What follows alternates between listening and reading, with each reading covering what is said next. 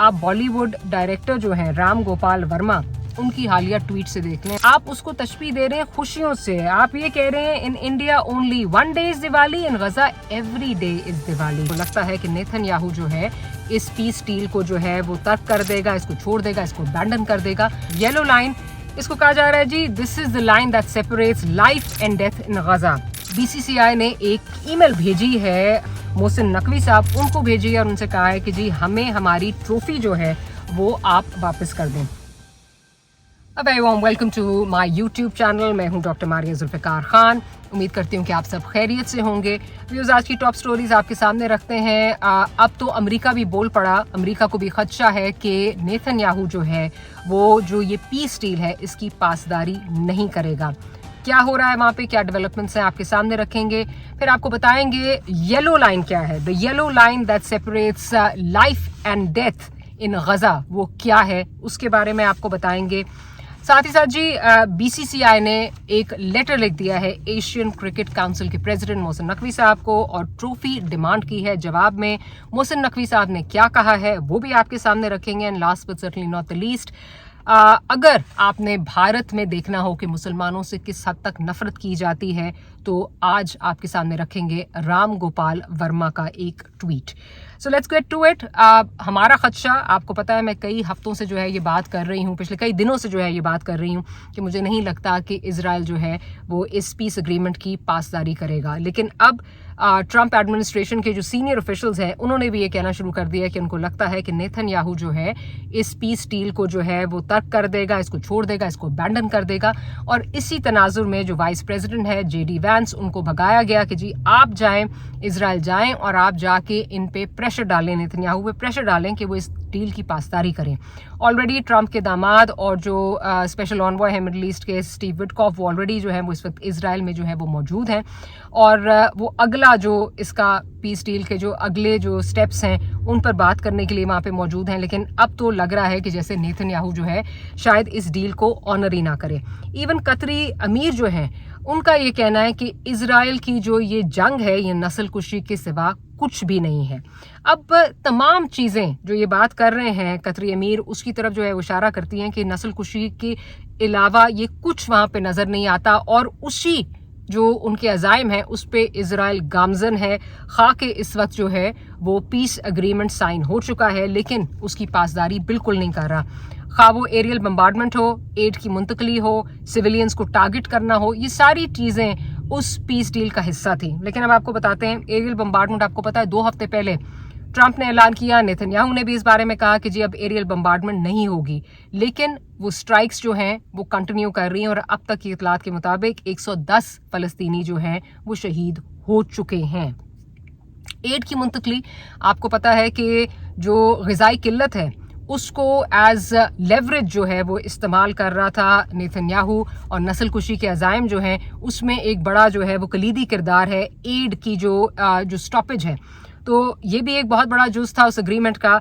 10 अक्टूबर के बाद से अब तक अगर देखा जाए तो according to that agreement 6600 trucks जो हैं वो गजा की पट्टी में जो है उनको दाखिल होने की इजाज़त होनी चाहिए थी। लेकिन अब तक सिर्फ इस वक्त तक अगर बात की जाए तो 986 जो हैं वो ट्रक्स एंटर हुए हैं। तो इससे आप अंदाज़ा लगा सकते हैं कि कितनी जो है वो पासदारी की जा रही है और कितना उन बेचारों को तरसाया जा रहा है, उनकी मज़ीद नस्ल कुशी का जो है वो इंतज़ाम किया जा रहा है। फिर उसके बाद जैसे ये मैंने आपको बताया सिविलियंस को टारगेट नहीं किया जाएगा ये भी कहा गया। लेकिन 80 से ज़्यादा दफ़ा जो है सीज़ फायर की जो है वो वायलेशन हुई, कल भी मैंने आपको बताया था, और 110 लोग जो हैं वो जाँ बहक हो चुके हैं। 22,000 फ़लस्तीनी इस वक्त जो हैं वो उनको दे नीड मेडिकल अटेंशन, जिसमें यह है कि उनको गज़ा की पट्टी से बाहर निकलना है। Again this was also one of the जो एक वो जुज़ था उस एग्रीमेंट का। लेकिन अभी अगर बात की जाए तो फिलहाल 50 का नंबर है जिनको इजाज़त मिली है निकलने के लिए। लेकिन अभी भी इट इज़ अनक्लियर बिकॉज फिर से एक जो टूल के तौर पे इस्तेमाल कर रहा है, अगेन वही बात करूंगी, नस्ल कुशी के टूल के तौर पे इस्तेमाल कर रहा है इन तमाम हरबों को, तो इजराइल ने रफा क्रॉसिंग जो है वो बंद की हुई है। और इट इज़ अनक्लियर कि क्या ये बेचारे 50 लोग, जो कि 22,000 को जो बड़ा फिगर है उसमें बिल्कुल एक छोटा सा जो है ये एक नंबर है, क्या इनको बाहर जाने की इजाज़त दी जाती है या ये बेचारे यहीं जो है बेयारो मददगार जो है वो रह जाएंगे और ये सफ़र करते रहेंगे। अच्छा, अब जैसे मैंने आपको बताया कि कभी जवाब बनाया जाता है, कल मैंने आपको बताया कि रफा टनल में जो इन्होंने कहा, जिसको बाय द वे खुद ही जो है वो ज़्यादा कंट्रोल करते हैं, इन्होंने कहा जी फ़लस्तीनी तंजीम ने हम पे अटैक किया और उसके बाद हमारे जो हमारे जवान थे वो मर गए, जिसके बाद उन्होंने बम्बार्डमेंट दोबारा शुरू कर दी, लेकिन कोई प्रूफ नहीं दिया गया, कोई बॉडीज़ नहीं दिखाई गई। और तंजीम ने कैटेगोरिकली इसमें कहा जी we are committed to the peace process, हमारी इसमें कोई इन्वॉल्वमेंट नहीं है, हमारे तक कोई खबर भी इस तरह की नहीं पहुंची, हमें नहीं पता कि इस तरह की कोई चीज़ हुई है।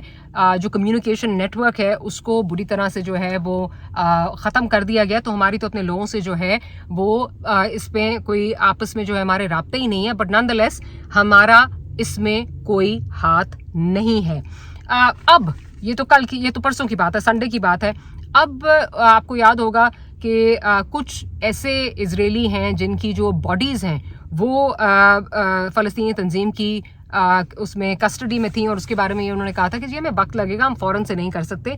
अब उसको जवाब बनाया जा रहा है, ये कहा जा रहा है नेतन्याहू की तरफ से कि जी ले तो लाल से जो है वो काम ले रहे हैं, हमें बॉडीज़ वापस नहीं कर रहे, जबकि तंजीम ने ऑलरेडी कह दिया था कि हमें टाइम चाहिए, हमें नहीं पता कि वो बॉडीज़ अब कहाँ हैं। और अब वो तंजीम फिर से ये बात कह रही है कि हमें टाइम चाहिए और हमें ग्राउंड असिस्टेंस चाहिए और साथ मशीनरी चाहिए, हैवी मशीनरी चाहिए, बिकॉज बहुत सारी जो है वो मलबा है जिसको क्लियर करना है, उसमें से बॉडीज निकलेंगी, तो ये इतना आसान काम नहीं है। लेकिन नेतन्याहू इसको जो है वो एक जवाब बना के ये बार बार जो है वो इंदिया दे रहे हैं, दिखा रहे हैं कि शायद वो इस अग्रीमेंट को ख़त्म करें और इल्ज़ाम लगा रहे हैं फ़लस्तीनी तंजीम पे कि जी वो इसकी जो है वो पासदारी नहीं कर रहे। अब अगेन ये सब कुछ जो है वो अमेरिका बहादुर की जो है वो पुष्टपनाही से हो रहा है, क्योंकि जब डोनाल्ड ट्रंप साहब से पूछा गया तो इस बारे में तो उन्होंने ये तो माना कि बड़ी एक फ्रैजाइल जो है ये सिचुएशन है गज़ा में। साथ साथ उन्होंने कहा जी हमने जो तंजीम है उसके साथ हमने एक डील की है, they're going to be very good, they're going to behave, they're going to be nice, if they're not, we're going to go and we're going to eradicate them if they have to be। अच्छा, अब इस पे आप openly जो है वो तंजीम को तो क्रिटिसाइज कर रहे हैं, लेकिन क्या ही अच्छा होता अगर आप वाकई मीडिएटर का रोल अदा कर रहे हैं तो आप दूसरी साइड की भी जो इस वक्त नाकामियां हैं या उनकी जो दरअंदाजी है उसका भी आप जिक्र कर देते, उसका कोई जो है वो जिक्र नहीं है। यही खदशात हैं बहुत सारे लोगों के, यही खदशात हैं तंजीम के, और इसी तनाजुर में तंजीम जो है वो ट्रैवल कर रही है, वो पहुंच चुकी है, उनका डेलीगेशन पहुंच चुका है कायरो में यही वायलेशंस और ये सारे इश्यूज जो हैं वो डिस्कस करने के लिए, क्योंकि अगर अभी इजराइल इसकी पासदारी नहीं कर रहा तो वो ये कह रहे हैं कि जी अगला फेज जो है वो किस तरह हम जो है उस पर किस तरह पहुंचेंगे, जिसमें बहुत सारे कॉम्प्लेक्स इश्यूज जो हैं वो इन्वॉल्व हैं, जिसमें जो गजा की पट्टी उसको कौन गवर्न करेगा, फ़लस्तीनी तंजीम की जो है वो डिसआर्ममेंट है, उनकी गैर मुसल्लह होने की जो डिमांड है, तो ये किस तरह जो है ये पॉसिबल होगा। अब ऑलरेडी जो मैंने आपको बताया कि नेतन्याहू तो जो पासदारी नहीं कर रहे, जो वायलेशंस हो रही हैं वो अपनी जगह, लेकिन जो नेतन्याहू की हुकूमत है वो जिन लोगों की सपोर्ट के साथ खड़ी है वो हैं जो इजराइल में जो राइट विंगर्स हैं। उनमें एक नाम है बेजल स्मोट्रिच, जो कि बार बार ये एक तो उन्होंने जो ये पीस डील है इसके अगेंस्ट जो है वोट किया, और बार बार ये फिर बात कर रहे हैं कि जी हमें जंग जो है वो दोबारा शुरू करनी चाहिए। और ये चीज़ जो है ये नेतन्याहू को इसलिए भी सूट करती है कि अगर जंग ख़त्म हो जाती है, प्रॉपरली ख़त्म हो जाती है, तो नेतन्याहू जो है उनके खिलाफ बहुत सारी जो है वो करप्शन के केसेस भी हैं उनके खिलाफ।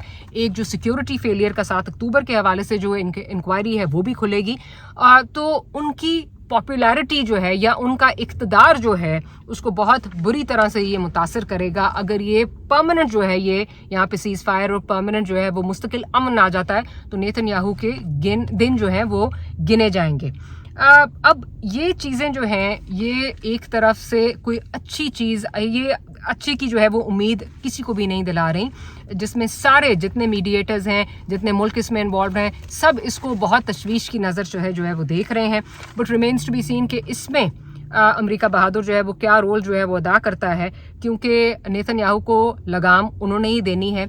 आपको पता है अगले दिन भी एक रिपोर्ट आई थी कि ये जो पूरी जंग है इसमें अगर अमेरिका तकरीबन 21 अरब डॉलर जो है वो ना अगर देता इज़राइल को, तो इज़राइल के पास इतनी कैपेसिटी नहीं थी कि अब तक जो है इस जंग को, इस नस्ल कुशी को जो है वो जारी सारी रखे। तो ये तो चीज़ थी। अब देखते हैं all eyes are on America कि वो किस तरह जो है इसको डील करता है। क्या वाकई ही वो चाहता है कि वहाँ पे अमन आ जाए, या ये सिर्फ जो है वो एक लफाजी है और इसे पसे पर्दा जो है वो हकीकत यही है कि अमेरिका और इज़राइल जो हैं वो एक ही सिक्के के दो रुख हैं। ये अमेरिका को अब जो है ये प्रूव करना होगा। अच्छा, मैंने आपको बात की थी कि ये येलो लाइन की, नस्ल कुशी की क्योंकि हम बात कर रहे हैं, तो शायद अमेरिका को ये भी नहीं नज़र आता कि जहाँ सीज़ फायर की वायलेशन इज़राइल कर रहा है वहाँ पे किस मतलब क्या क्या जवाब जो है वो पेश कर रहा है। येलो लाइन इसको कहा जा रहा है जी, this is the line that separates life and death in Gaza. जिंदगी और मौत को जो है गजा में उसकी तफरीक, उसके बीच में ये एक येलो लाइन है। अब ये येलो लाइन है क्या? ये ना दिखने वाली ये एक इनविजिबल लाइन है जिसको इजराइल ने एक तरह से खींच दिया है, अपनी मर्जी से खींच दिया है, और बकौले उनके ये वो 53% हिस्सा है जिसपे उनका कंट्रोल है और जिसका सबको शायद पता होना चाहिए। लेकिन जाहिर है जैसे कि अबू शाबान और उनके 11 फैमिली मेंबर्स हैं, उनको नहीं पता था। वो बेचारे अपने घर की तरफ गए कि घर में देखें, अब तो यहाँ पे जो है वो अमन आ गया, सीज फायर जो है वो हो गई है, अपने घर जाएं देखें क्या व्हाट रिमेन्स ऑफ इट। तो वो बेचारे गए और उनको नहीं पता था कि इस इनविजिबल इमेजिनरी जो है वो येलो लाइन उन्होंने इसको क्रॉस किया और अबू शाबान और उनके 11 फैमिली मेंबर्स को जो है वो शहीद कर दिया गया। इजरायली सोल्जर्स ने उनको शहीद कर दिया। लेकिन इस पे भी अमेरिका जो है वो खामोश है। क्यों नहीं पूछा जाता कि जी ये इमेजिनरी लाइन जो है ये आपने कब खींची? क्यों नहीं इजाज़त उन लोगों को अपने घरों को जाने की, देखने के लिए कि क्या बचा है हमारे घरों का, इन 2 सालों में क्या इन्होंने छोड़ा है? लेकिन नहीं, अमेरिका तो ये मानने को तैयार ही नहीं है कि ये नस्ल कुशी जो है वो हो रही है। वो समझते हैं कि ये सेल्फ डिफेंस में सब जो है वो काम हो रहा है। तो ये तो जी अमेरिका के कॉल और फेल में आए दिन जो है तजाद नज़र आता है। अब बात करते हैं जी, जो बताया था मैंने आपको, बीसीसीआई ने एक लेटर लिखा है, एक ईमेल बल्कि जो है वो भेजी है जो एशियन क्रिकेट काउंसिल है उनको भेजी है, उनके जो प्रेसिडेंट हैं मोहसिन नकवी साहब, उनको भेजी है और उनसे कहा है कि जी हमें हमारी ट्रॉफी जो है वो आप वापस कर दें। तो बड़ा जो है वो अच्छा रिस्पांस, आपको पता है कि मोहसिन नकवी साहब ने जो आपको बताते हैं रिस्पांस क्या दिया, लेकिन उससे पहले आपको थोड़ा सा याद दिला दें कि ये जो एक ड्रामा है आपको पता है कंटिन्यू कर रहा है। एशियन क्रिकेट कप का जो फाइनल था उसमें ट्रॉफी नहीं लेनी मोहसिन नकवी साहब से, वो पाकिस्तानी है वगैरह वगैरह, सारा जो एक ड्रामा, हाथ नहीं मिलाएंगे, लॉकर रूम्स में हाथ भी मिलाते रहे। तो वो आपको पता है कि बेचारे क्रिकेटर्स जो हैं वो इस वक्त सियासत की जद में आए हुए, उन्होंने मोदी को दिखाना है कि हम बहुत बड़े जो हैं वो भक्त हैं। तो उसी तनाजुर में आपको पता है ये सारा फियास्को हुआ जो ये इसका ट्रॉफी का था। अब जब ये ईमेल लिखी गई तो उसका मोहसिन नकवी साहब ने बड़ा अच्छा जवाब दिया। उन्होंने कहा कि जी मैंने कभी नहीं कहा कि हम आपको ट्रॉफी नहीं देंगे, आप बिल्कुल, गालिबन 10 नवंबर की डेट है, आप 10 नवंबर को जो है वो ACC के जो हेडक्वार्टर है दुबई में, वहाँ पे आप तशरीफ लाएं, BCCI का कोई नुमाइंदा आए और आके ट्रॉफी ले जाए। लेकिन भारत जो है वो हड़तरमी पे जो है वो अड़ा हुआ है। वो पहले भी ये कह चुके हैं कि जी हमारा BCCI की तरफ से कोई नहीं जाएगा, हम नहीं मोहसिन नकवी से ट्रॉफी जो है वो वसूल करेंगे। तो रिमेन्स टू बी सीन कि क्या है, बट नकवी साहब ने बड़ा अच्छा जो है वो जवाब दिया। उन्होंने कहा जी हमने तो कभी आपको रोका ही नहीं, आप आइए और ले जाएं आके। तो अब देखते हैं कि ये जाते हैं कि नहीं जाते, या मजीद इनका ये दिल है कि ये किसी तरह जो है वो इस जो जितनी बुरी तरीके से इन्होंने स्पोर्ट्स को आलूदा कर दिया है, खेलों को जिस तरह आलूदा कर दिया है, सियासत की नज़र कर दिया है, तो वो कंटिन्यू करता है या नहीं करता। लेकिन भारत से आजकल सिर्फ आपको जो है वो एक आपको हेट्रेड की जो है वो सिर्फ खबरें जो हैं वो आती हैं भारत, और मतलब भारत की तरफ से कोई अच्छी खबर आपको आ ही नहीं सकती, और बिलखसूस मुसलमानों के हवाले से तो कोई अच्छी खबर आ ही नहीं सकती। जो हुकूमत है इस वक्त वो मेरा ख्याल है कॉन्स्टेंटली इट्स फेस्टरिंग हेट। तो इसी तनाजुर में अगर आपने देखना हो आजकल का भारत, खैर मेरा ख्याल है ये हमेशा से इसी तरह का था, लेकिन बीजेपी की जो हुकूमत है उन्होंने ये नकाब जो है वो हटा दिया, शाइनिंग इंडिया का जो नकाब है वो हटा दिया, जो एक बीजेपी या जो एक डिफ्रेंसिएशन जो है वो कहा जाता था कि कांग्रेस पार्टी जो है सेक्युलर है, बेशक होगी, लेकिन वो चीज़ें पसे पर्दा जो है वो करते हैं, ये ज़रा बहुत ओवर्टली करते हैं। तो आजकल का जो भारत है उसमें मुसलमानों के लिए कोई जगह नहीं है। और अगर आपने देखना हो कि उनसे कितनी नफरत की जाती है तो आप बॉलीवुड डायरेक्टर जो हैं राम गोपाल वर्मा, उनकी हालिया ट्वीट से देख लें और आप अपनी स्क्रीन पे देख भी रहे होंगे। उन्होंने लिखा जी, और ये अब इमेजिन करें दिवाली के मौके पे लिखा जा रहा है, in India only one day is Diwali and in Gaza every day is Diwali. सवाल ये है, मतलब इससे तो डिस्कस्टिंग चीज कोई हो नहीं सकती कि मुसलमानों की नस्ल कुशी हो रही है, एक मुल्क में नस्ल कुशी हो रही है और आप उसको तशबीह दे रहे हैं खुशियों से। आप उसको तशबीह दे रहे हैं खुशियों से। आप ये कह रहे हैं in India only one day is Diwali, in Gaza every day is Diwali. और साथ जो है वो आपने दिए भी जो हैं वो जलाए में हैं, अपनी ट्वीट में दिए भी जो हैं वो लगाए में। It's just disgusting. बट बहुत सारे लोग ये कहेंगे कि भाई ये तो एक आदमी का जो है ये ओपिनियन है, एक आदमी के उस पर आप किस तरह जो है वो पूरे मुल्क पे ये आप बात कर सकते हैं। So ladies and gentleman, I have news for you. अगर आप देखें इस ट्वीट को, अगर आप देखें तो उसको हजारों जो हैं वो रीट्वीट्स मिली हैं, उसको हजारों जो है वो लाइक्स मिली हैं। So that talks about the deep decay in the Indian society कि किस हद तक जो है वो नफरत पर मबनी ये सोसाइटी है, किस हद तक गिरावट इस सोसाइटी में आ गई है। और ये बात ये आया करता है कि लोग इसको एक्सेप्ट कर रहे हैं, इस माइंडसेट को एक्सेप्ट कर रहे हैं, इस माइंडसेट पे लोग हंस रहे हैं, उनको ये चीज़ बड़ी फनी लग रही है। I mean it is just disgusting कि आप चले मुसलमान आपको बुरे लगते हैं लेकिन इंसानियत से भी क्या आपको नफरत है? मतलब आप में, और फिर जो बड़ा जो जिसके बारे में कहा जाता है जी वो इंसानियत का दुश्मन था हिटलर, उसमें क्या जो है वो डिफरेंस है? मेरा ख्याल है बिल्कुल सही कहा था शुरू में जब मोदी साहब आए थे कि मोदी और हिटलर एक ही सिक्के के दो रुख हैं और ये उसी जो वही जो नस्ल कुशी और वही जो उनके अज़ाइम थे वो उसी पे जो है वो गामजन है। बहुत सारी चीज़ें इनकी जो है वो एक दूसरे से मुनासबत रखती हैं। ये है जी शाइनिंग इंडिया, ये है जी सेक्युलर इंडिया। तो मैं तो आज बहुत ज़्यादा जो है वो शुक्र कर रही हूँ बाबा कौम कायद आज़म का कि उन्होंने पाकिस्तान बना दिया। हम एक खुली फ़िज़ा में, हम एक आज़ाद फ़िज़ा में हम जो हैं वो सांस ले रहे हैं, वरना हम भी इस तरह रोज़ जी रहे होते, रोज़ मर रहे होते। शुक्र है कि हम इस भारत में नहीं रहते, शुक्र है कि हम अलग हो गए। और फिर शुक्र करना चाहूँगी, thank you and salute to our Pakistani army कि जिसने हमें जो है वो अब तक इनसे जो है वो बचा के रखा हुआ है, वरना ये तो कब से हम पे काबिज हो चुके होते और हम भी फिर इसी तरह गुलामों की ज़िंदगी जी रहे होते, रोज़ डरते रोज़ मरते। That's all for today. अगर आज की वीडियो आपको अच्छी लगी हो तो do like, share and subscribe. Will see you tomorrow.